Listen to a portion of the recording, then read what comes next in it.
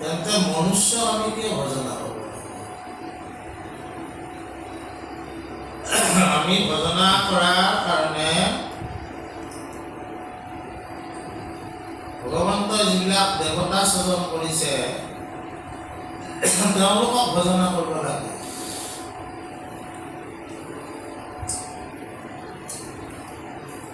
যজ্ঞ, যাগ, যজ্ঞ ইত্যাদি দেৱতাসকলক কি কৰে? ভজনা কৰে। তেওঁলোকক ভজাৰ কাৰণে আহুতি প্ৰদান কৰে। মনুষ্যক কিয় ভজনা কৰিব লাগে?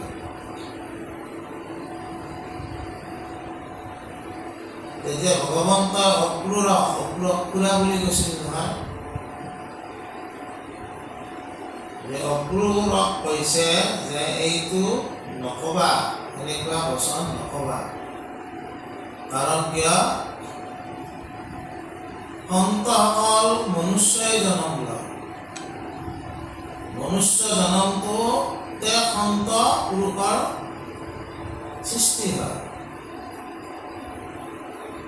আৰু এই সন্তসকলক যিটো আমি ভজনা কৰোঁ, কি দেৱৰ ভজনাতকৈ উত্তম ভজনা বুলি কৈছে। অক্ৰূৰক কৈছে তুমি মহাভাগৱত,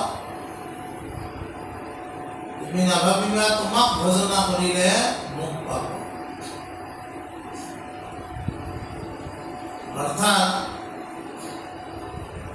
ভাগৱত আৰু মহাভাগৱত কি পাৰ্থক্য? আমি যি ভাগৱত গ্ৰন্থ আমি পাঠ কৰি আছো, শ্ৰৱণ কীৰ্তন কৰি আছো, এই ভাগৱত ভক্তি, ভগৱত প্ৰেম যাৰ হৃদয়ত জাগি উঠিছে তেওঁ মহাভাগৱত।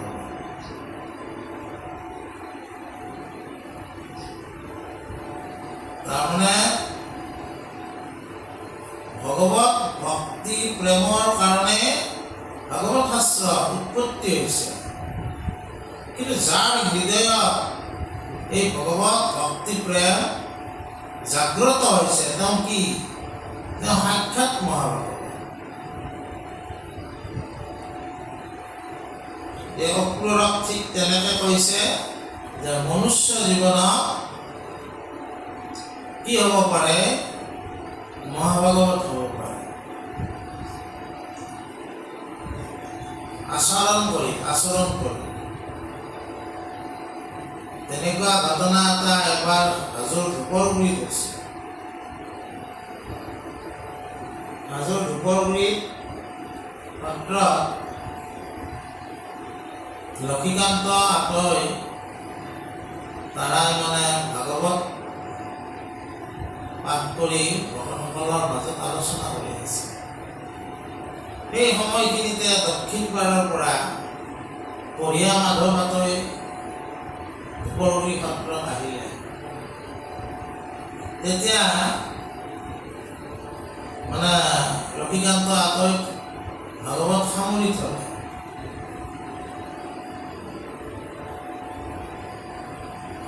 ভকত কেইজন মানে সুধিব আহি যে খালি আপুনি এইটো কাম কিয় কৰিলে? দক্ষিণ পাৰৰ পৰা কঢ়িয়া মাধৱ আতৈ আহোঁতে আপুনি অধ্যায়টো শেষ নহওঁতে কিয় সামৰি থলে? তেওঁ ভাগৱত তত্ত্ব ডাঙৰ হ'লনে? এতিয়া লক্ষীকান্ত আতৈ বুজাই দিছিল যে আমি পঢ়ি আছো ভাগৱত, এইখন শাস্ত্ৰ ভাগৱত,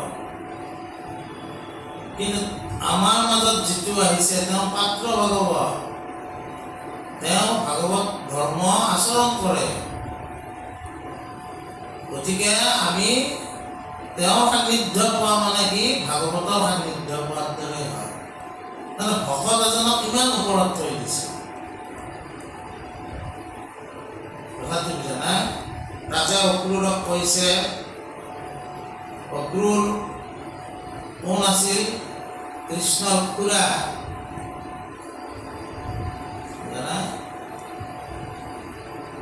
কংসই যেতিয়া কৃষ্ণক মানে শেষ কৰাৰ চিন্তা কৰিলে, গতিকে কৃষ্ণক মাতি নি মল্লযুদ্ধ ইত্যাদি কৰাৰ কাৰণে অক্ৰূৰক নিব পঠাইছিল। আমি হৰি বল মাধৱ ৰাম, এই যিটো ঘোষা আমি কীৰ্তনত শংকৰদেৱ মাধৱদেৱৰ কীৰ্তনত গাওঁ, এই ঘোষাটো অক্ৰূৰে নিব অহা কথাবিলাক আছে। তেওঁ নিব আহোঁতে যমুনা যেতিয়া তেওঁ সন্ধ্যা কৰিবলৈ ওলায়, তেতিয়া তেওঁ পানীৰ তলত অনন্ত নাগৰ কোলাত ভগৱন্তক দেখা পাইছিল। সকলোৱেতো দেখা পোৱাটো সম্ভৱ নহয়, সেইকাৰণে অক্ৰূৰকো মহাভাগৱত বনাইছে। বুজা নাই? গতিকে এই মনুষ্য জনম এটা উত্তম জন্ম।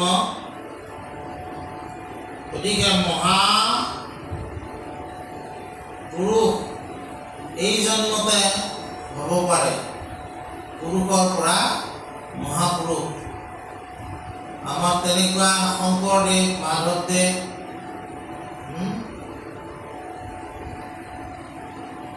আকৌ কত কত মহাপুৰুষ আছে। কেনেকৈ? মনুষ্যৰ পৰা হৈছে।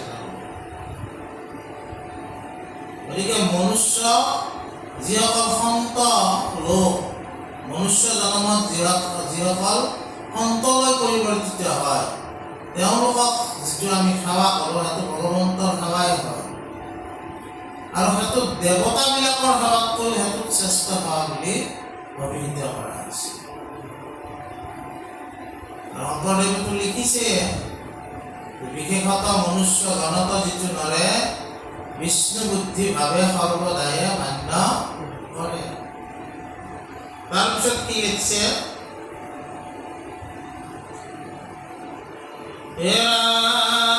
আপোনাৰ কাৰ্য মাত্ৰ সুধে দেৱগণে,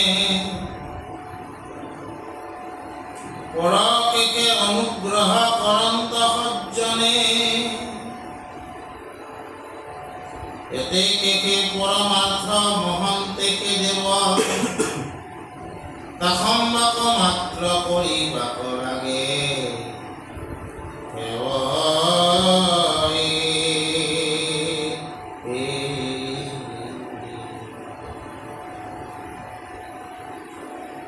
যদ্যপি দেৱক সেৱা কৰি আতিশয়, কদাচিতো নৰে হৰি ভকতি পাৱই, ততো বহুকালে সিদ্ধি কৰে কি নকৰে, সত্যে সাধু সেৱাত খাতে তলে ধৰে।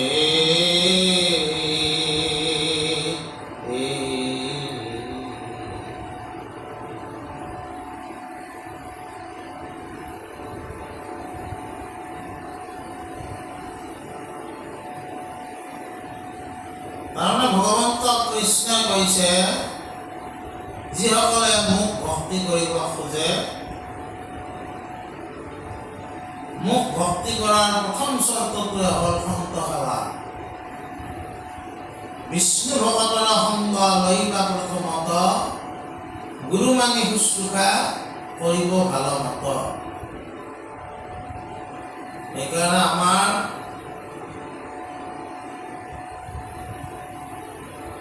যিটো মহাপুৰুষীয়া পৰম্পৰা আছে, প্ৰধান আলধৈৰাজনকে পিছত গাদীৰ মালিক পাতা।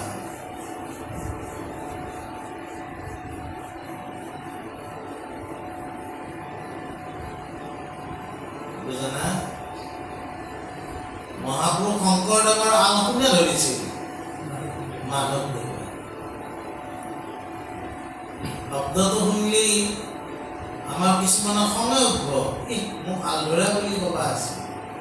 কিন্তু মহাপুৰুষৰ আল, শংকৰদেৱৰ আল ধৰিছিল মাধৱদেৱে, আৰু আল ধৰি থাকোঁতে মাধৱদেৱক তেওঁ নিৰ্বাচন কৰিছে। বুজানে? ঠিক তেনেকৈ মথুৰা দাস আছিল। মথুৰা দাসক কোনে দাস পাতিছিল? মথুৰা দাসৰ নামটো গোপাল এটাহে আছিল, গোপাল তাঁতী। দাস পাতিলে কোনে? মাধৱদেৱে, আৰু তেওঁকে অধিকাৰ পাতিলে। এনেকুৱা পৰম্পৰা যে সেৱা ধৰ্মটো শিকিব লাগিব। বুজা নাই? ইয়াতে কোৱা হৈছে যে ভগৱন্ত পুৰুষে বা পৰম ব্ৰহ্ম পুৰুষে এই যিবিলাক কোট সৃষ্টি কৰিছে সেইবিলাকে দেৱতা ৰূপত এই ধৰাধামত পূজিত হৈ আছে। কোনোবা সূৰ্য হিচাপে পূজিত হৈ আছে। মেইনলি মানে মূলতঃ পাঁচটা ভগৱন্তৰ ৰূপ বহুত ৰূপতে পূজা হৈ আছে, তথাপি মূল পাঁচটা। এটা হ'ল সৃষ্টিৰ ৰূপ, আচলতে ব্ৰহ্মা হ'ব লাগিছিল, ব্ৰহ্মাৰ পূজা নহয়। সৃষ্টিৰ ৰূপ হিচাপে কাৰ পূজা হয়? সূৰ্যৰ। আমাৰ ইফালে এইবিলাক অলপ কম, কিন্তু আমি সূৰ্য মন্দিৰ ক'ত দেখা পাইছোঁ? যেতিয়া আমি উৰিষ্যাত গৈছোঁ। কথাটো বুজা নাই? আৰু আমাৰ শুৱালকুছিৰ যিটো সিদ্ধেশ্বৰ মন্দিৰ, এই মন্দিৰটোকো বহুত ৰত্ন তাত্ত্বিকসকলে সূৰ্য মন্দিৰ বুলিয়ে ক'ব খোজে। আৰু সূৰ্য মন্দিৰৰ অৱশেষ আমাৰ ক'ত পোৱা যায়? মানে এখন পাহাৰৰ নামে সূৰ্য পাহাৰ, গোৱালপাৰা। এইবিলাক অৱশেষ পোৱা যায়। তাৰপিছত পালক হিচাপে বিষ্ণু, তাৰপিছতে সংহাৰ হিচাপে মহাদেৱ, অনুগ্ৰহ হিচাপে গণেশ, আৰু তিৰোধান বা অদৃশ্য হিচাপে দুৰ্গা শক্তি। ইয়াৰ উপৰিও আকৌ উপদেৱতা হিচাপেও বহুত পূজা কৰে। জ্যোতিষ শাস্ত্ৰৰ দেৱতা বেলেগ, তান্ত্ৰিক শাস্ত্ৰৰ দেৱতাবিলাক বেলেগ বেলেগ। তান্ত্ৰিক শাস্ত্ৰত বগলা, কামাখ্যা ইত্যাদি। বুজা নাই?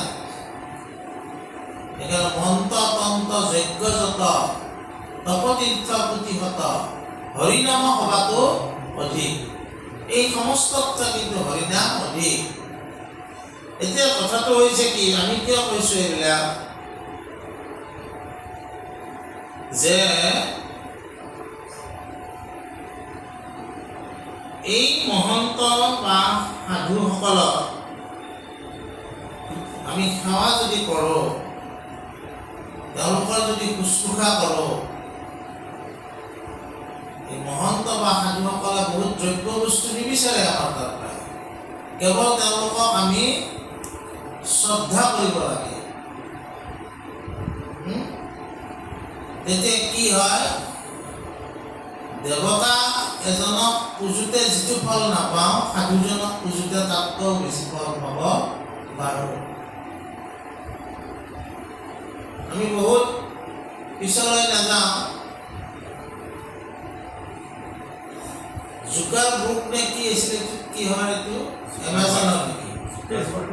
জোকাৰ ফেচবুকৰ। আচ্ছা আচ্ছা, হয়নে? তেখেতসকলেও সন্তসকলক সেৱা কৰিবলৈ ভাৰতলৈ আহে। নিম কৰলি বাবা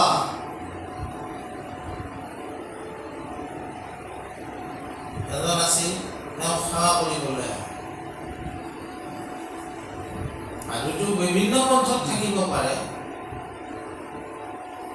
আমি এনেকৈ ভবাটো ভুল যে আমাৰ পন্থটো ধৰা সাধু থাকিব, বিভিন্ন পন্থত থাকে। সাধুবিলাকৰ তাৰমানে কি হয়, তেওঁলোকৰ বন্ধনৰ ভিতৰত নাথাকে, বন্ধনৰ পৰা ওপৰত গুচি যায়, বুজা নাই? তেওঁক লগ কৰিবলৈ আহিছিল, তেওঁৰ পৰা আশীৰ্বাদ লৈ যে ব্যৱসায় আৰম্ভ কৰিছে, বুজা নাই? গতিকে সাধুসকলক শুশ্ৰূষা কৰিলে দেৱতাই দিয়াত ফলতটো তোমাৰ বেছি ফল লাভ কৰিব পাৰা। এই কথাটো আজি ৰত্নাৱলী ভগৱন্তই নিজ মুখে অপূৰ্ণ হৈ আছে। গতিকে ভকত সেৱাৰ মাহাত্ম্য যথেষ্ট আছে। ভকত সেৱা কৰিলে ভগৱন্তৰ সেৱা হয়। সেইকাৰণে আমাৰ ভক্তিবেদৰ লোকসকলক আমি বিভিন্ন দেৱ দেৱীৰ জাগৰণ কৰিব দিয়া নাই। দেৱতাৰ ভাগ হ'ল দুটা, এটা হ'ল জড় দেৱতা, এটা হ'ল চেতন দেৱতা। আমি মূৰ্তিটো বান্ধি এই দেৱ পূজা কৰোঁ, এইবিলাকক জড় দেৱতা কয়, কাৰণ তেওঁলোকেতো আমাৰ লগত একো কথা বাৰ্তা পাতিব নোৱাৰে। চেতন দেৱতা কোনে? পিতৃ মাতৃ, তেওঁলোক চেতন দেৱতা বুলি কৈছিল। কিন্তু আমি উল্টা কৰোঁ, চেতন দেৱতাবিলাকক দুখ কষ্ট দিওঁ, জড় দেৱতাকেইটাক বেছিকৈ সেৱা কৰোঁ। ভক্তিবেদে এইবিলাকক গুৰুত্ব দিয়া নাই, বুজা নাই? তাৰপিছত কি কৈছে,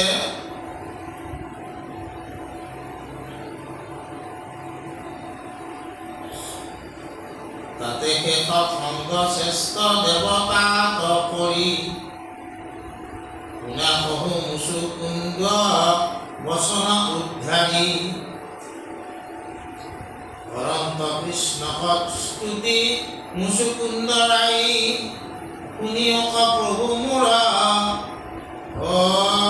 শুনিয়ক প্ৰভু হৰি মোৰ অভিপ্ৰায়ী সংসাৰত ভ্ৰমি মৰে যত জীৱ ৰাখি ৰজু অনুগ্ৰহে যাৰ জিগালত আখি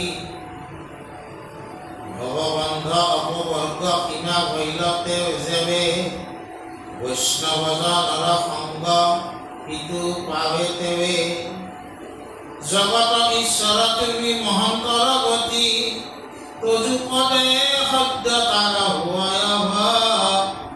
ভতি মুচুকুন্দ মান্ধাত্তা ৰজাৰ পুত্ৰ।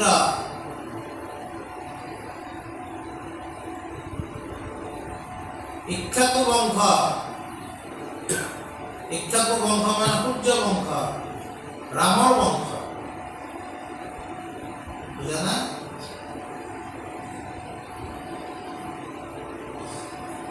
আগতে তাৰমানে পৃথিৱীৰ পৰা উত্তম ৰাজাবিলাকক লৈ যায় স্বৰ্গলৈ, অসুৰৰ লগত যুদ্ধ কৰিব লাগে।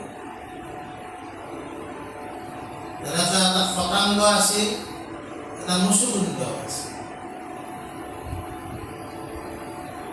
তাৰপিছত মুচুকুন্দ অহা সময়ত তেওঁলোকে মানে বৰ দি খেদায় যি ইচ্ছা। মুচুকুন্দ বৰ লাভ কৰিলে কি, তেওঁ শুই থাকিব, ৰেষ্ট ল'ব, যোনে তেওঁক জগাব তেওঁৱে পুৰি চাৰখা হ'ব।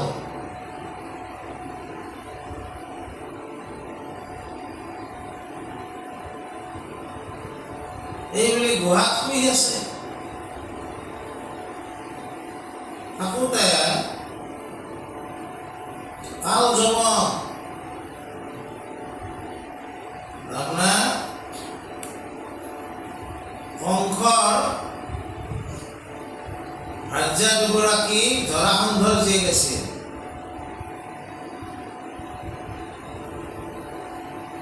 যেতিয়া কৃষ্ণই কংসক বধ কৰিলে, জৰাসন্ধক অভিযোগ দিলে।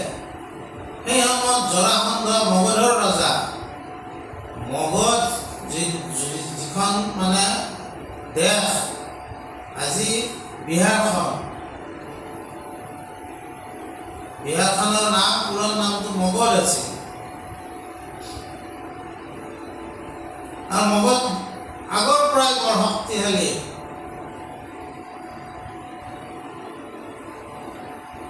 জৰাসন্ধই ক'লে যে মোৰ জীয়ৰী স্বামীক যিয়ে বধ কৰিছে তেওঁক মই আক্ৰমণ কৰিম।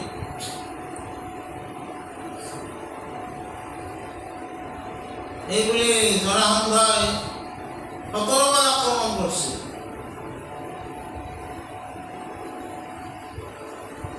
ভগৱন্তৰ লীলা, এটা কথা আছে, ভয়ত ভগৱন্ত পলাই কিললৈ বাসুদেৱ দৰাই। এই যুদ্ধৰ মাজতে একবাৰ ভগৱন্তই পলাল কৃষ্ণ। কাৰ ভয়ত? জৰাসন্ধই যুদ্ধত তাৰমানে কালযবনৰ সহায় লৈছিল। কালযবনে কৃষ্ণক খেদি গেল। কৃষ্ণ পলাওঁতে সি হাঁহিছি। যবন মানে কি? নন হিন্দুক যবন বুলি কয়।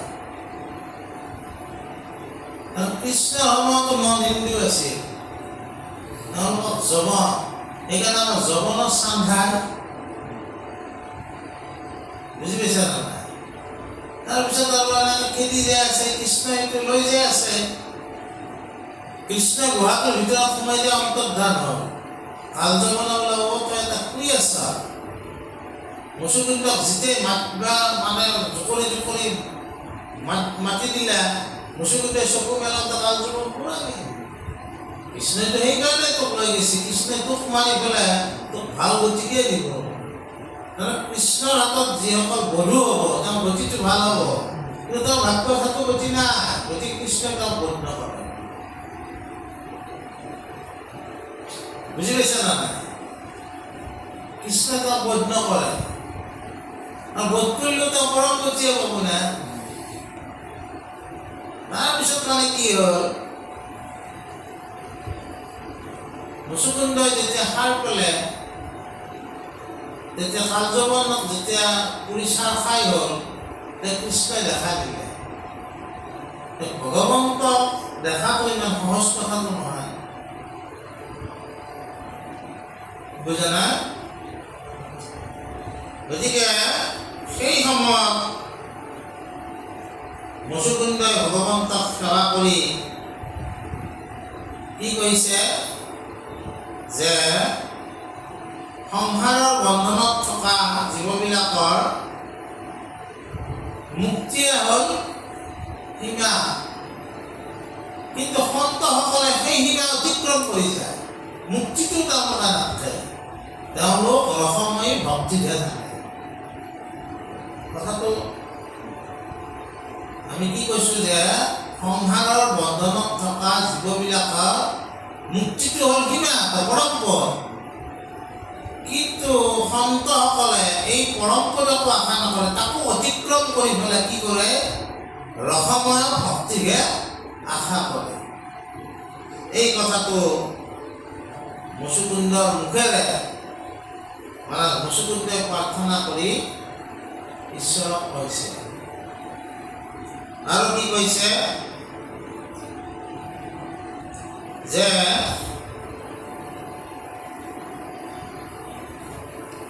তুমি মহন্তৰ গতিমতী, তুমিয়ে জগতৰ ঈশ্বৰ, জগতৰ পালক। যে তোমাৰ পদসেৱাই হ'ল, তোমাৰ পদসেৱা সেইটোৱে হ'ল ভকতিৰ চৰম অৱস্থা।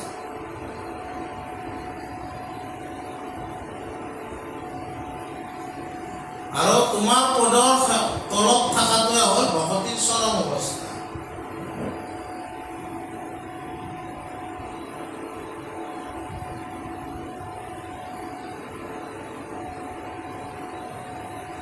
তোমাৰ কৃপাকাশে কৰিছো আশ, অৰুণ পদতলে দিওঁক বাস। আমি কি ঘোষণা কৰিব লাগে? মাধৱদেৱে ধুনীয়াকৈ লিখি গৈছে, একদম সহজ কথা এইবিলাক তেওঁ মহাপুৰুষজনাই আমাক সহজ কৰি থৈ গৈছে।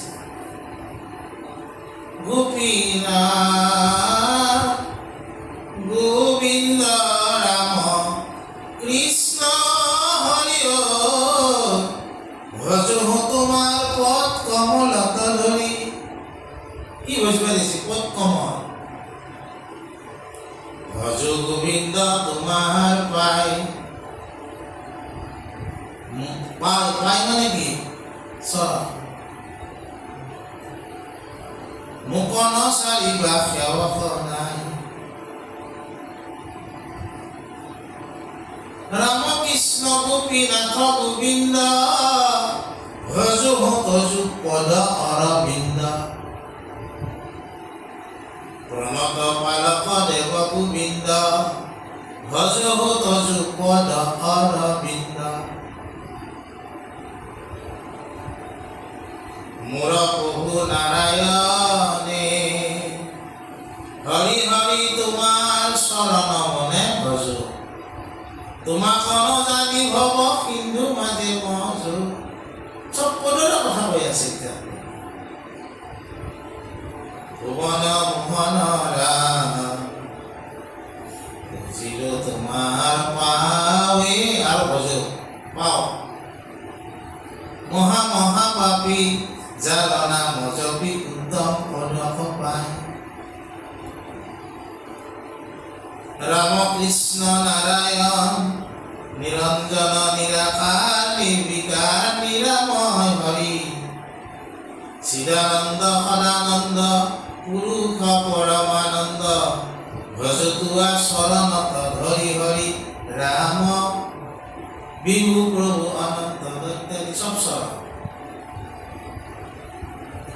ভগৱন্তৰ চৰণ তলত আমি আশ্ৰয় ল'ব লাগে। তেওঁৰ চৰণ দুখানিকে আমি হৃদয়ত ৰাখিব লাগে।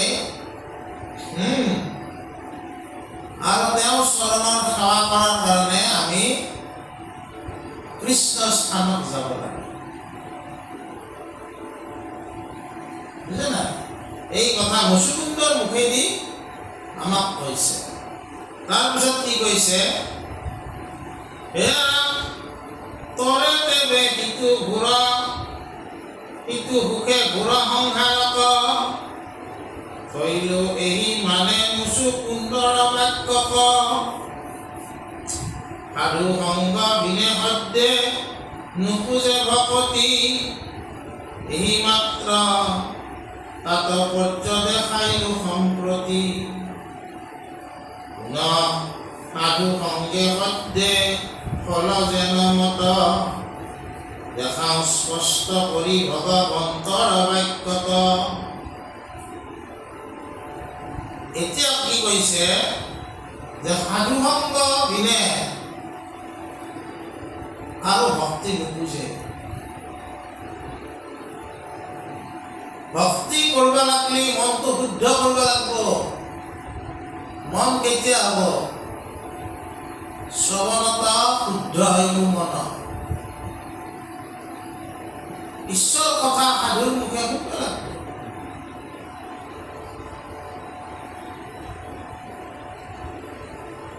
আৰু ভাগৱতত কি কৈছে? শুনা সভা সদপদ যুগুতি বচন। হৰি ভকতিৰ আদি জানিবা চব। হৰি ভকতি কৰাৰ আদি পাঠটো কি? শ্ৰৱণ কৰা। শুনবা লাগিব। শ্ৰৱণ নকৰা সকলে হৰি ভকতি কৰিবা নোৱাৰে। আদি মানে কি? প্ৰথম পাঠটোৱে হ'ল শ্ৰৱণ। যেনে আমি অ স্বৰবৰ্ণৰ এই আমাৰ আদি পাঠ। তাৰপৰা ব্যঞ্জন বৰ্ণ ক খ।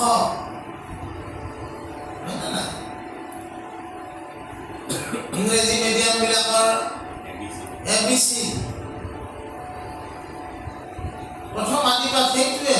সেইটো শিকিব লাগিব, শুনিব লাগিব। গতিকে তাৰ তাৰপিছত কিছু শুনা সভাসদ পদ যুগুতি বচন হৰি ভকতিল আদি জানিবা শ্ৰম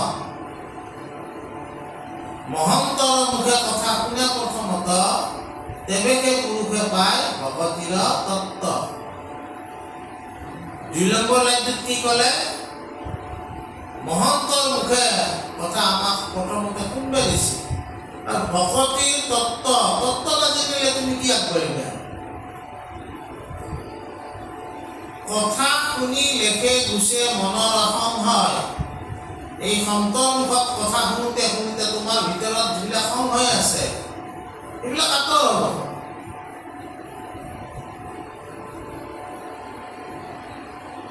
আমি মানে সাধাৰণতে মনুষ্যই কোনখন খেলত আবদ্ধ থাকোঁ? এইখন হ'ল পোৱা নোপোৱা খেলত। এই সমস্ত সন্তৰ মুখত শুনিলে কি পালি কি নাপালি এই বস্তুটোৰ তাৎপৰ্যটো বুজি পাবা। কথা তুমি জানা? জানি হৰি কথা শুনা মহন্তৰ মুখে বোলা ৰাম ৰামতে তৰি বেহা মুখে। আজি আমাকো এই ৰত্নাৱলীত এই কথাটোকে কৈছে যে ভক্তি যিটো তাৎপৰ্য যিটো কথা কৈছে যে ভকতি যাহাৰ পুণ্য আছে অসংহা ইহে কাম পাতে কৃষ্ণ কথা।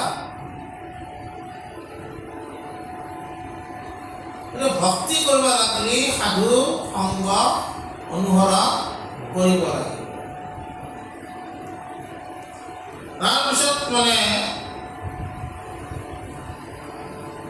ভগৱন্তই নিজে মুখে কৈছে যে সাধুসকলে আমাক কি ফল দিব পাৰে। হে ৰাম সিও তীৰ্থ হয় জলময় তীৰ্থ যত ইলাৰ প্ৰতিমা সিও দেৱ স্বৰূপত কিন্তু দেৱে তীৰ্থে চিৰকালে কৰে শুদ্ধি দেখিলন্ত মহ দেখিলতো মহন্তে নিৰ্মল কৰে বুদ্ধি ক্ষীণ পাপ পুৰুষ ভকতি সুলভ কিন্তু মহন্তৰ সেৱা পৰম দুৰ্লভ।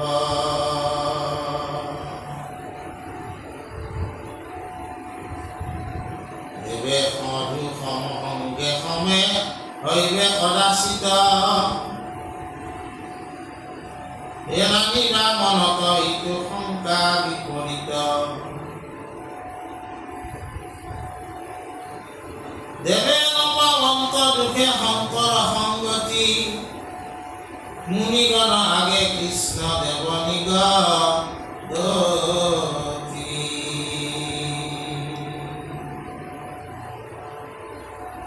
কিন্তু আমাৰ আজি হইল সুপ্ৰভাত লভিল জন্মত সবে কলত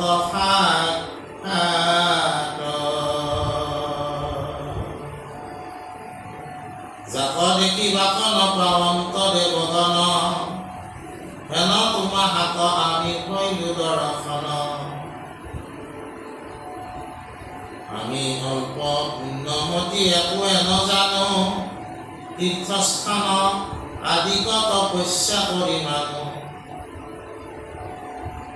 এয়া প্ৰতিমাতে কেৱল দেৱতা বুদ্ধি কৰো অল্পদান দক্ষিণাকে ধৰ্ম বুলি ধৰো। ভগৱন্ত কি কৈছে যে আমি যিবিলাক তীৰ্থ বুলি কওঁতে ওচৰতে নদী বা সাগৰো থাকে, তীৰ্থ স্নান কৰোঁ আমি বা ডাঙৰ হ্ৰদো থাকিব, এটা পুখুৰী হলেও থাকিব। সেইকাৰণে পুৰণ যিমানবিলাক তীৰ্থ আছে কাষত এটা পুখুৰী হলেও থাকিব। বুজে না? এতিয়া হ'ল কি কেনেকুৱা কথা বদৰিকা আশ্ৰম বহুত ঠাণ্ডা জেগা তাতে ভগৱন্ত কি কৰি থৈ গৈছে গৰম পানীৰ পুখুৰী কৰি থৈ গৈছে সৰু স্নান কৰি পেলাই তাতে দৰ্শন হ'ব লাগে তাৰপিছত কি হয় দেৱতা হিচাপে কি আছে ভিতৰত শিলৰ প্ৰতিমা আছে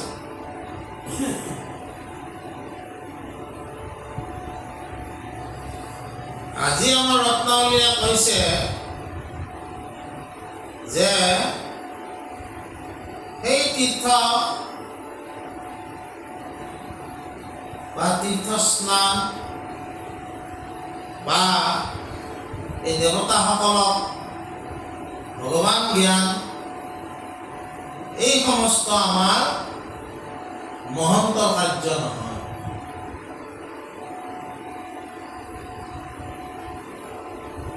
মহন্ত সকলে কেৱল ভগৱন্তহে চিন্তা কৰে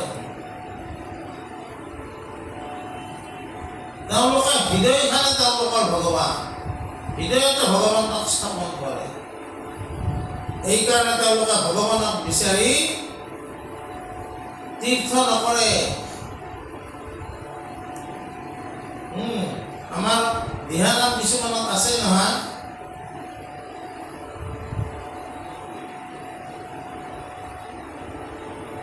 হৃদয়তে ভগৱন্ত পুৰুষ আছে গতিকে এই সন্তসকলৰ হৃদয়ত ভগৱন্ত পুৰুষ থাকে কাৰণে ভক্তিৰ আশ্ৰয় এই সন্ত পুৰুষসকলকহে তেওঁলোককে তীৰ্থ বুলি কোৱা হৈছে শংকৰদেৱ গুৰুজনাই এটা বৰগীতো লিখিছে নাহি নাহি ৰময়া বিনে তাপ তাৰক পুই ৰাম নামৰ বিনে তাপ কোনেও কৰিবা কৰাব নোৱাৰে তাৰপিছত কি লিখিছে তীৰ্থ ভৰত তপ জপ জাগ যুগ যুগতি মন্ত পৰম ধৰম কৰম কৰত নাহি মুকুতি এই সমস্ত তোমাক মুকুতিৰ অধিকাৰী কৰিব নোৱাৰা তুমি যাব পাৰবা তোমাৰ অভিষ্ট সিদ্ধি হ'ব আৰু কি কৰিব তীৰ্থ বুলি কৰে জলতা বুদ্ধি প্ৰতিমাত কৰে দেৱতা বুদ্ধি মহাপুৰুষে লেখছি নাম পৰাদৰ ভাষাত তীৰ্থ বুলি কৰে জলতা বুদ্ধি প্ৰতিমাত কৰে দেৱতা বুদ্ধি বৈষ্ণৱত নাই ইহব মতি গৰুটো অধম পিতু বদতি বৈষ্ণৱসকলে এইবিলাকত ইমান গুৰুত্ব নেদেয় আমি ভাবো কি যে এই তীৰ্থস্থান এইবিলাকক আমি তপস্যাৰ দৰে মানি লওঁ আৰু কি কৰোঁ প্ৰতিমাতে আমি দেৱতা বুদ্ধি কৰোঁ আৰু দেৱতাটোক আমি সন্তুষ্ট কৰিবৰ কাৰণে অলপ পইচা দিওঁ অলপ দক্ষিণাকে তাৰমানে আমি ধৰ্ম বুলি ভাবোঁ বাছ আমাৰ ৰত্নাৱলীয়ে সেই ধৰ্মৰ কথা কোৱা নাই ৰত্নাৱলীয়ে কৈছে তুমি সন্ত পুৰুষৰ ওচৰ চাপা সন্ত পুৰুষে ওচৰ চাপিলে তোমাৰ হৃদয় প্ৰক্ষালন হ'ব হৃদয় প্ৰক্ষালন হ'লেহে তোমাৰ দৃষ্টি প্ৰক্ষালন হ'ব দৃষ্টি প্ৰক্ষালন হ'লেহে তুমি জগতখনক সকলোকে ভগৱানৰ অংশ হিচাপে দেখা পাবা আৰু সেইকাৰণে আজিকালি আমাৰ বহুতে এইবিলাক গুৰুত্ব নেদে সেইকাৰণে আমাক তাৰমানে কৈছে তুমি নাম লোৱা ঈশ্বৰৰ নাম লোৱা আমাৰ সেইকাৰণে মহাপুৰুষীয়া পন্থ সত্ৰ বা মহাপুৰুষীয়া পন্থৰ সংঘয়ে হওক আমাৰ কি স্থাপন হৈ থাকে মূৰ্তি স্থাপন হৈ নাথাকে তাতে শাস্ত্ৰ স্থাপন আৰু ভগৱন্ত পুৰুষে কৃষ্ণই নিজে কৈ গৈছে মই ক'ত থাকিম যে মই ভাগৱতৰ মাজত থাকি অক্ষৰ ব্ৰহ্ম হয়, সেইকাৰণে বাকীবিলাকক প্ৰাণ প্ৰতিষ্ঠা কৰিব লগা হয়। আমাৰ সত্ৰত কি গুৰু আসন স্থাপনা কৰা হয়। আজিকালি বহুতে লেখে গুৰু আসন প্ৰতিষ্ঠা শব্দটো ইমান শুদ্ধ নহয়, স্থাপন কৰিব লাগে। আশ্ৰমখন স্থাপন কৰিলে আমাৰ কোনো প্ৰাণ প্ৰতিষ্ঠাৰ ব্যৱস্থা নাই। গতিকে আজি আমি এইখিনি কথা আলোচনা কৰিলোঁ যে সন্তৰ সংগ আমাক ল'ব দিছে, আৰু সন্তৰ সংগ ল'লে কি হ'ব, আমি এই যিবিলাক মানে ভগৱন্তই স্বজন কৰা যিবিলাক দেৱ দেৱতা দেৱ দেৱী, এইবিলাকক ভজনা নকৰিলেও সন্তজনক ভজনা কৰিলে আমি সেই ফল লাভ কৰিম বুলি আমাক কৈছে। আৰু তীৰ্থস্নান বা এইবিলাক দৰ্শনৰ অভিলাষে তাতো বেলেগ কথা, কিন্তু তাতে তাৰমানে আমাক কৈছে আমি সেইটোৱে কৰি আছোঁ। ধূপ এক পেকেট ল'লোঁ, ঘিউৰ বটল এটা ল'লোঁ, আৰু 11 টকা 100 টকা ল'লোঁ, লৈ পেলাই আমি ভগৱানক ক'লোঁ তোমাক এইখিনি দিলোঁ। ভক্তিবেদ এইবিলাকক সমৰ্থন কৰা নাই। এইখিনি কথাকে আজি আমি আলোচনা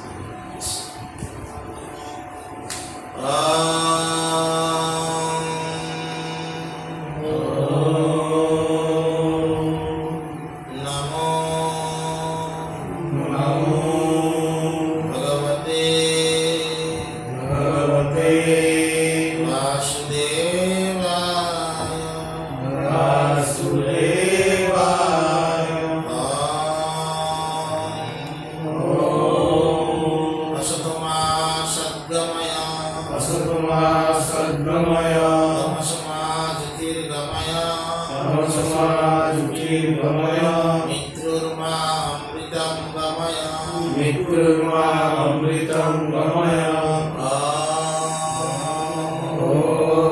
शांति शांति शांति शांति शांति शांति कृष्ण कृष्ण